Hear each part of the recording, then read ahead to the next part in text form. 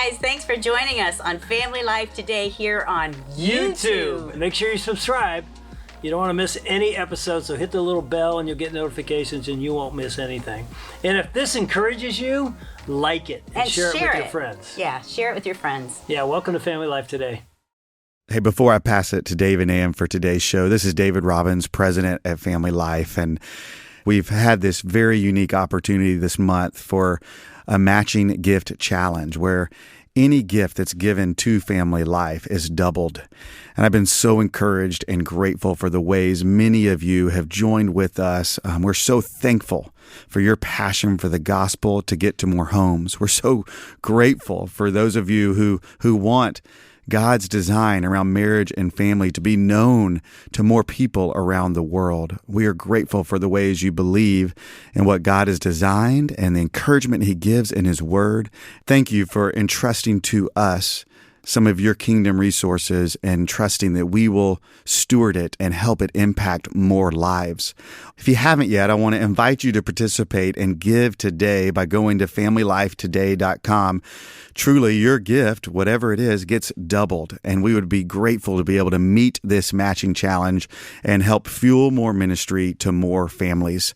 What I know is that the challenges families have faced over the last 2 years, and as complexity in the world continues, we are seeing people open to the gospel. We are seeing people open to receiving help in some of the most sacred places in their lives, the relationships that matter most to them.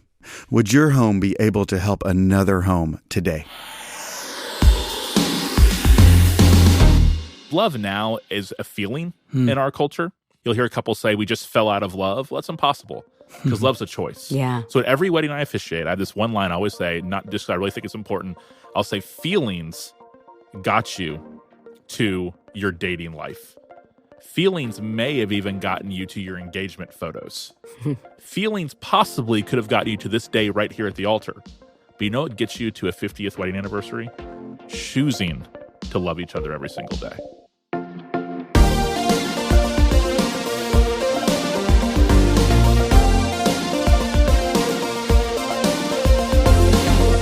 Welcome to Family Life Today, where we want to help you pursue the relationships that matter most. I'm Ann Wilson. And I'm Dave Wilson, and you can find us at FamilyLifeToday.com or on our Family Life app. This is Family Life Today.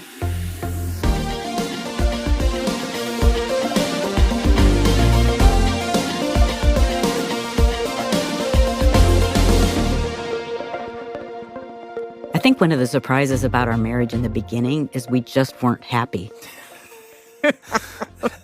Yeah, that would be a surprise, especially since we thought going in, but probably every couple thinks, we will be the happiest married couple ever because we love Jesus. We love Jesus. We love each other. We're going into full-time vocational ministry. How could it Why go wouldn't wrong? Jesus bless us and give us happiness in our marriage? Isn't that what He does? Yeah, and again, we don't need to go into our story because our listeners have heard it Plenty. too many times. But, 6 months in, you saying the biggest mistake of your life was marrying me. And here's what we often haven't gotten into about that part of our story is that we both, I'm not even sure we talked about it at the time, but we both sort of blame God.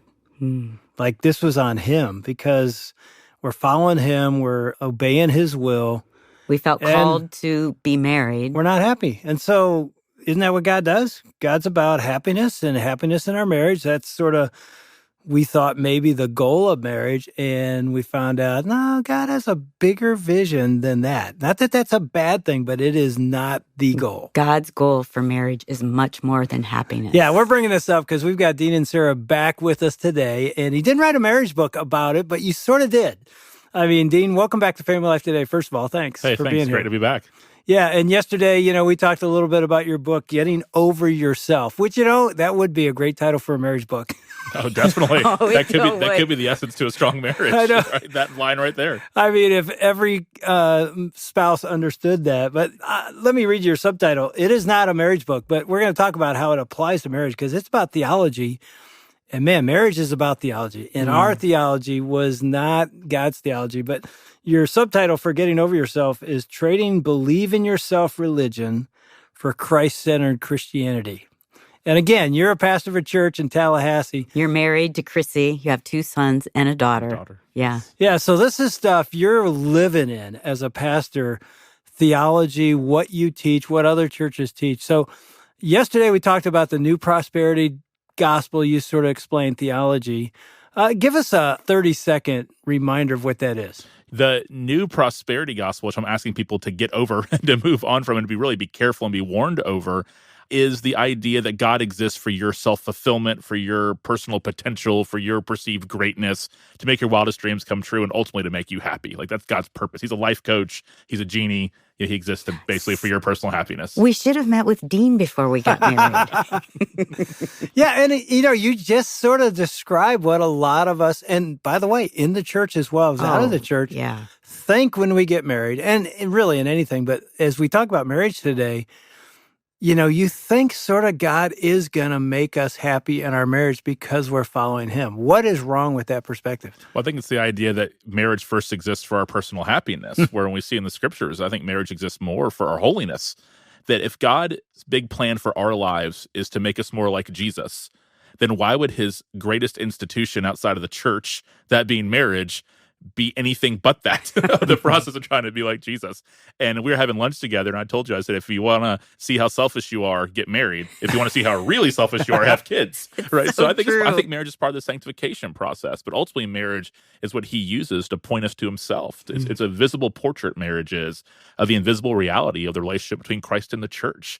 So for us living that out as human beings and not God, it's a daily commitment in covenant to each other because of the covenant that God has made with us. Now, does God not want us to be happy in our marriage? Oh, I think he definitely wants us to be happy in our marriage. I think he just sometimes defines happiness differently than we do. Because our view of happiness is very confined to an American Western idea of this sort of human flourishing in the moment, meaning things are exactly as I want them to be. That I had this feeling right now of happiness in the moment. And if it's not that, then something must change. So in the new prosperity gospel, when it comes to marriage, what is happening is this message comes regularly that you just do more of what makes you happy. You can walk into different businesses. There'll be a sign on the wall that says, do more of what makes you happy. But Christians will put some God language on top of that and say that God wants you to do more of what makes you happy. So it sounds spiritual. It sounds more kosher. And in the new prosperity gospel, you could say one of the biggest offenses is doing what they would call settling. And they usually say you're settling for less than God's best. And how that's usually translated in life is that you think settling means that right now in this moment, I'm not happy and I don't have what somebody else has. So you're going through Instagram and you're seeing this life that looks perfect to somebody else. And here you are exhausted from the kids. You had to work all day. You just got home and the 3 kids jump at you and you just don't want to deal with it right now. You had to do so much laundry. You're a stay-at-home mom and it's the same exact thing. It feels like every single day over and over again, where the months are really short, but the days are really long kind of idea. And then you have this thought start coming in your head of, well, I'm just not that happy. I'm not miserable, but I'm just not happy in the moment. This is hard. And I have friends out there that aren't having to deal with this. Yes, I love my spouse. Yes, I love my kids. But is there a way for me to find happiness in this moment? And the messaging is, we'll get rid of anything that is keeping you from being happy. So in their mind, who is that person? It's the symbol of what's mundane in their life, which is their spouse. Even though they're not mad at their spouse, they're not even going to say anything really bad about their spouse. They'll say, oh, he's a great dad. She's a great mom. But we just got married a little bit young. We never had a chance to actually explore and just sort of find ourselves. And here it comes. We just settled. And I think God has somebody out there that's better for me that would make both of us happier. That is happening in churches. I didn't paint some false sort of... That's happening everywhere. All the time. Yeah. And of course, in the world, we should expect that to happen. But in the church, it's happening over and over again. And in the name of pragmatism and not wanting to offend anybody, we're not talking about this from the pulpit because it represents so many people that are sitting in the pews. So what would you say to a spouse that would come to you maybe as a pastor and say, I've been married 5 years, 10 years, it doesn't matter. Pick a number. And they say, I feel like I married the wrong person. And they're saying that because I'm not as happy as I thought I'd be with this person. What would you say to them? Yeah, first I want to know, has there been abuse? Has there been adultery? Like what's actually happening here? And if none of those things are taking place, then I want to know if they claim to be a Christian, something as simple as, where are you getting this idea from? Like these thoughts that you're having, these feelings that you're having, why are you letting these things form your understanding of marriage rather than the scriptures? I heard someone say one time, if you want to know the person you're supposed to be married to, look at the name on your marriage license. And that's how you know that you're married to the right person. And I think we have to make sure that we communicate that marriage is a forever in this life covenant. And God does not give us the option, again, outside of the exception clause that Jesus would give about adultery that wasn't able to be reconciled for whatever reason. Obviously, that's a last resort in my personal opinion. But divorce is not an option. And if you think the biggest problem in your marriage is your spouse, and the only solution to it being solved is getting out of the marriage, I would just suggest to that person that they have absolutely no idea what marriage is supposed to be as designed by the scriptures. I don't think marriage is supposed to make you miserable either, right? It's God's institution. God designed it. Like, he's the author of life, and he gave us marriage. So if that's true, as my uncle used to tell me, if it's going to be forever, it might as well not be miserable. So let's start doing the work of that. And I think one of the biggest barriers to our sanctification, to being more like Christ, is our own personal selfishness. That's why Jesus said things like, pick up your cross and follow me. Paul said, I die daily. Jesus, deny yourself. That's a theme throughout the scriptures. Husbands, love your wives as Christ loved the church. How did he love the church? He didn't just say he loved the church. He died for the church, right? I mean, these really strong images of self-denial. So marriage is the constant practice of that. And I would conclude that joy is found when we're doing things the way Jesus has prescribed for us to do things, even though in the moment it might not feel okay to us. And I think right now the biggest crisis I'm seeing in marriages, even more than things that are real things like pornography and adultery and abuse, even more than that, what I'm seeing are people buying into this best life now idea and thinking that they would be so much happier if they just had somebody else. That kind of grass is greener is the old way of saying it. Yeah. But how the grass is greener is becoming a reality in their lives. And other Christian people are even fueling it. They're saying things like, you just don't seem like yourself. I remember when you used to be so much happier. And then once they separate, you just seem like you again. We're just so happy for you. You got your smile back. And we're all doing it in the name of Jesus, which God's not going to be mocked, and he cannot be happy with what we're seeing take place right now. I'm just thinking of some of the hardest moments of our married life, and even our hardest. There've been a lot of them. There have been a lot, and I'm thinking of our hardest moments in parenting. I don't think anything has quite shaped me the same as those hard moments, because those moments make you fall on your face before God. And it's not about, Jesus, I'm not happy. It's that, Jesus, I don't know what to do, and I need you desperately. And I need your guidance. I need your wisdom. And if we're going to go to the path of I just want to be happy, I'm just thinking, if we wouldn't have faced those hardships, we wouldn't be the same people that we are, because I think it just grows. It's biblical. It grows us. It takes us deeper. When you look at biblical characters and the pain and suffering some of them went through, it was devastating. And yet, man, that's when God really shaped them and he used them. Yeah, and I think he is what you're saying, Dean. It's what you say continually in your book is when your eyes are on yourself, yes, and you keep looking to yourself, or even in marriage, maybe to your spouse for your happiness, you're looking in the wrong place. So a person that says, I married the wrong person, I would say, you're looking in the wrong place. You for some reason think that person, and again, we turn on TV and that's what we hear. It's like, that you find the right, we call him the one. We find the one, and the one is capital O. Jesus is, if we look vertical. That's what your whole book's really about. Get over yourself is a great title for it. That's what marriage is going to do. If you are not going to get over yourself, you're not going to be happy in your marriage. But if you get over yourself and you say, I'm not going to find life and joy, true joy in my spouse, as wonderful as she is or he is, it's going to be in Christ. That's where real joy is going to come. And it's a deep joy. It's not a worldly joy.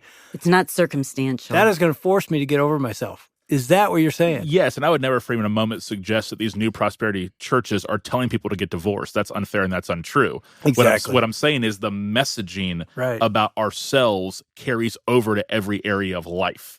Right. So then in your marriage, if you think it's all about me and my potential, my dreams, my happiness, when you're living a life that you think is mundane and boring, then you believe that it's God's will for you then to get out of that situation, because he wants you to be thriving by your own definition as personal thriving, not by his definition.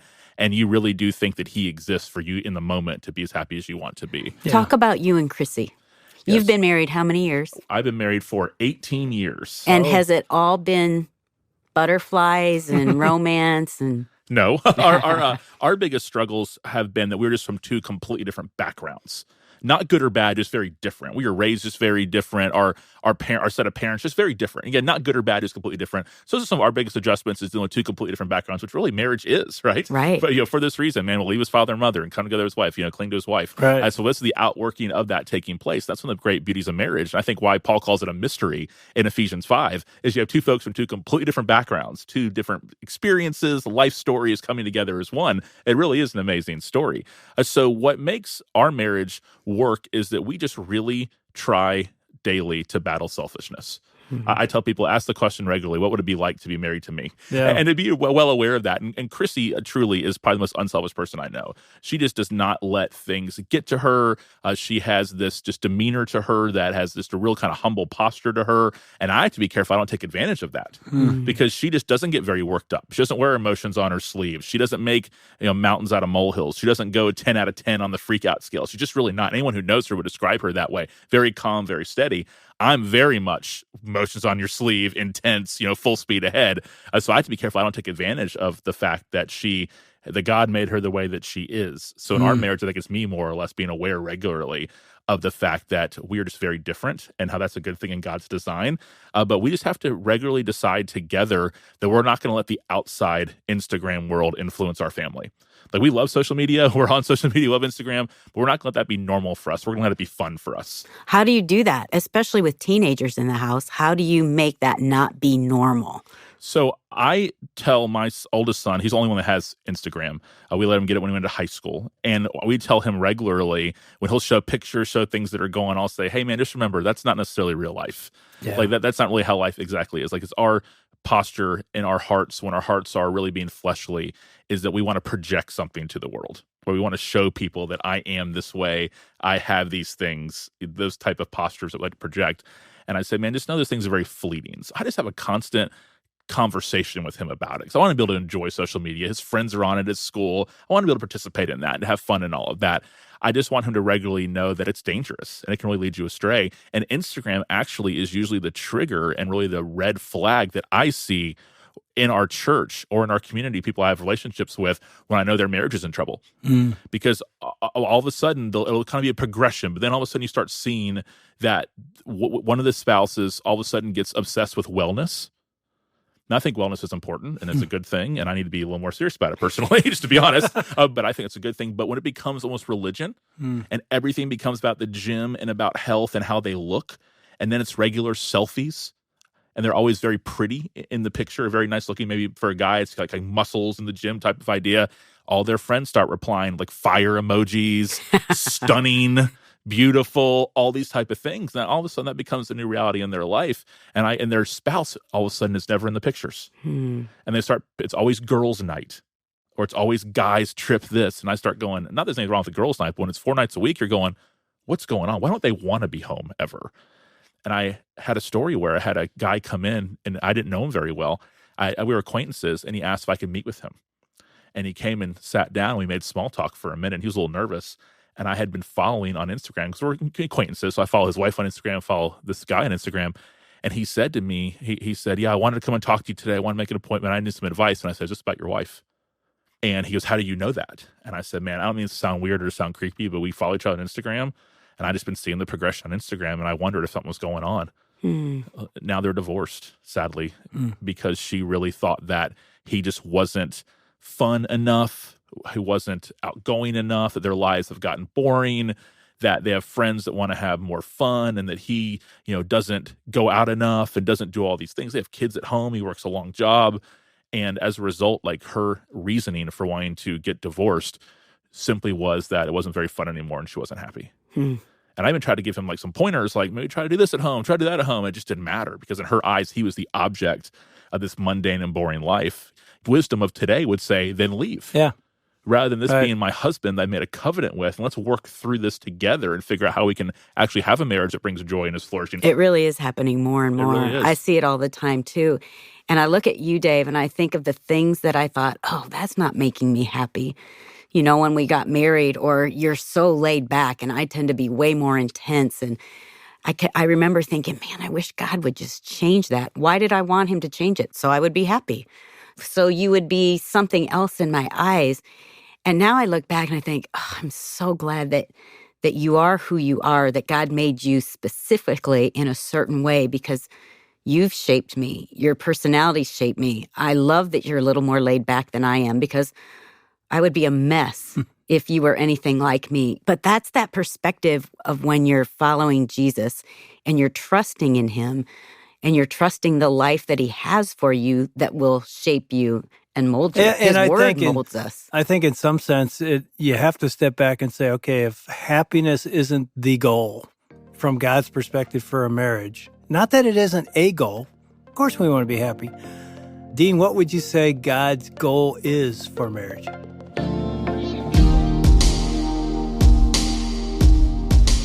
You're listening to Dave and Ann Wilson with Dean Inserra on Family Life Today. We'll hear Dean's response in just a minute, but first, I wanted to let you know about a special group of people who help make conversations like today's possible.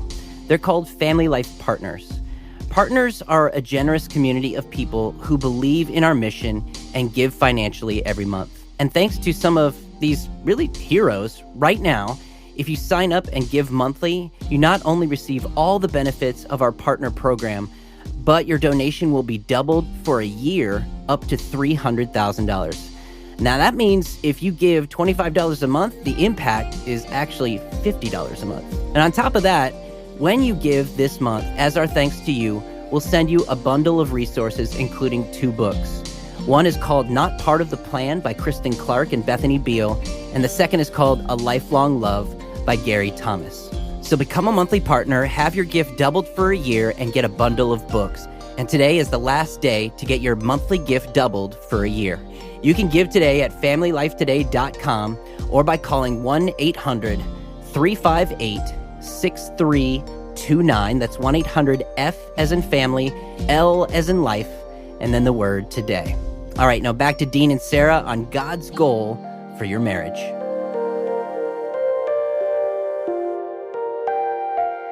I think it's 2 things. One, to make us more like Christ, and then to project our relationship with Christ to the rest of the world. So the world can know what sacrifice looks like, what mutual love looks like, and actually to help redefine for the world what love means. Because love now is a feeling in our culture. You know, I feel this way, therefore it's love. You'll hear a couple say, we just fell out of love. Well, that's impossible because love's a choice. Yeah. So at every wedding I officiate, I have this one line I always say, not just I really think it's important. I'll say, feelings got you to your dating life. Feelings may have even gotten you to your engagement photos. Feelings possibly could have gotten you to this day right here at the altar. But you know what gets you to a 50th wedding anniversary? Choosing to love each other every single day. It's a choice that you make rather than a feeling. I hope the feeling's there too, and that has to be cultivated. But when we define love simply by feelings, we're in big trouble because feelings aren't reliable. I think God gives us feelings, but feelings are unreliable. So rather than listen to our feelings, we'll listen to God. And what's happening in these marriages is we're believing 2 lies that go back to the Garden of Eden when Eve was tempted. The first lie is I have to go around God for the things I'm looking for, not to God himself. And the other lie is there's more to be gained by disobeying God than there is to be gained by obeying him. So I think, okay, I know the Bible says about divorce, but like I'm sort of some exception clause because God wants me to be happy, or that's kind of outdated. God doesn't know my scenario. That type of thinking. Yeah. So in my mind, I go, you know what? There's more to be gained by disobeying God in this moment than there's to be gained by obeying him. And that is what has caused this crisis to happen, I think, in much of American Christianity, where the divorce rate's really troubling. Yeah, and it is interesting when you think about what you said. The goal of marriage is to become like Christ, which I agree, and I think it's biblical. It's really not about us. It's about us revealing to the world who Christ is by becoming like him. Well, we all know this, but we don't want to hear this. To become like Christ, it's going to be hard. There's going to be dying suffering. To yourself. There's going to be adversity. You're going to have to get over yourself, right? It's amazing how much the New Testament deals with primarily 2 things: false teaching and suffering. When you read Paul's letters, that's really what's kind of happened. That's what the church was dealing with. And Paul never promises them relief from their suffering. He points them to Christ's return, that one day that God's going to make all things new. One day it will go away, and it might not be on this earth. And that God wants to use your suffering to make his glory and his gospel known to the rest of the world. And I don't think marriage is designed to be one big story of suffering. Right. I do believe that joy is a pursuit. like something that we actually have to go after. And the cool thing about marriage is you don't have to go after it by yourself. Right. You know, it's God's will that it's not good for man to be alone. So together we get to go on this journey of finding joy, and then also sometimes fighting for joy. And I think that's part of the Christian experience. And we have to make sure that we allow that to be part of the Christian experience, because the Christian experience was never designed to be one free from adversity. And if the person you're going to spend most of your time with in your life, as two sinners who have been redeemed by God but still are in this broken world, it's going to be moments where there's going to be a struggle. I think it was Dave Harvey who wrote a book called When Sinners Say I Do. Yeah. Right? That's the reality. And two sinners have said I do, but we're not doing this ultimately for us. We're doing it because we want to participate in God's design for his glory and for our good. And, there's, in my mind, there's nothing more beautiful than a wedding picture of a young couple, and it could be an older couple getting married. It's like their greatest day, but there's a better picture. Definitely. And it's that same couple 30, 40 Dave, years later. It's my parents who were married 70 years, had gone through dementia, heart attacks, deaths of a child, and to see them sitting together at 90 years old, holding hands, having lived life, hard stuff, death and pain and loss, and yet they did it together. In a covenant. In a covenant of marriage. I mean, it's a picture of getting over yourself. Yeah. Because they didn't stay there because they felt fulfilled. They stayed there because they laid down their lives for one another. And that should be the Christian story. Yeah. And if Jesus laid down his life, why would we think we're exempt from that? That's what's so bizarre about all this. Right. Is it claims to be all about Jesus, but the Jesus we portray is not the Jesus of the Bible, and we think anything other than the fact that it's going to cost us our lives. It's like it's a daily death to self. Paul wrote, I die daily. So the same guy who wrote love is patient, love is kind, also wrote I die daily. And I think we have to make sure we're clear on that. That's Dave and Ann Wilson with Dean Inserra on Family Life Today.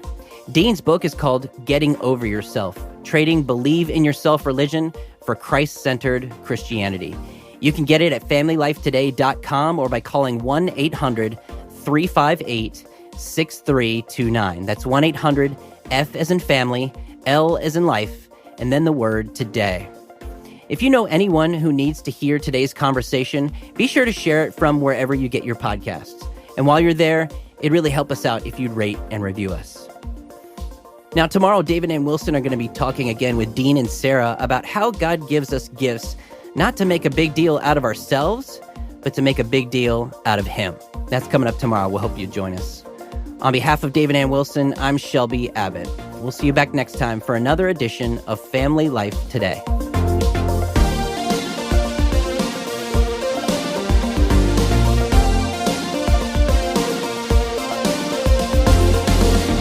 Family Life Today is a production of Family Life, a crew ministry, helping you pursue the relationships that matter most.